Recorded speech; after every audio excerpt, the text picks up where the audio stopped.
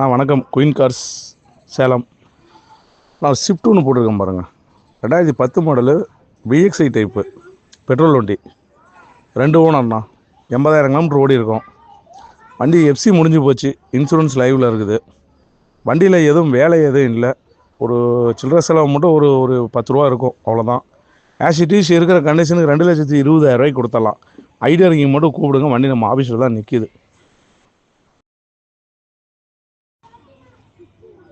வணக்கம். Queen cars Salem.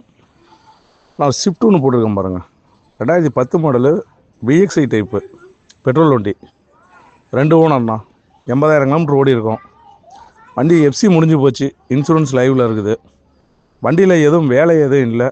ஒரு சில்லறை செலவு மட்டும் ஒரு ஒரு 10 ரூபா இருக்கும், அவ்வளோதான்.